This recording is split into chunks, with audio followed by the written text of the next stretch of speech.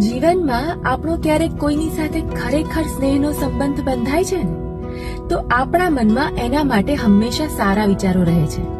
વ્યક્તિ સાથે હોય કે ના હોય, એના માટે આપણા મનમાંથી એક પોઝિટિવ વાઇબ નીકળતી રહે છે અને એની અસર પણ સામેવાળાના જીવનમાં ખરેખર વર્તાય છે. એ જ રીતે આવો કોઈ સંબંધ જ્યારે ખરાબ વળાંક પર આવી જાય છે ને, ત્યારે અચાનક જ આપણા મનમાં એક નકારાત્મકતા આવી જાય છે.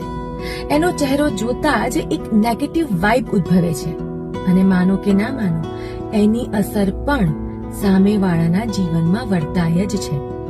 ઘણીવાર આપણને જ આશ્ચર્ય થાય છે કે એક વખતે જે વ્યક્તિ આટલું ગમતું હતું, સંબંધ આટલો વહાલો હતો, હવે એ લાગણી ફરી થતી જ નથી. હવે એ અનુભવ ફરી ઉદ્ભવતો નથી.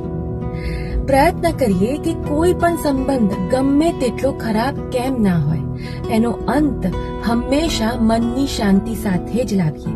જેના કારણે સંબંધ કે વ્યક્તિ દૂર હોય ત્યારે આપણા મનમાંથી ઉદ્ભવેલી નેગેટિવિટી આપણને કે સામેવાળાને ડેમેજ ના કરે.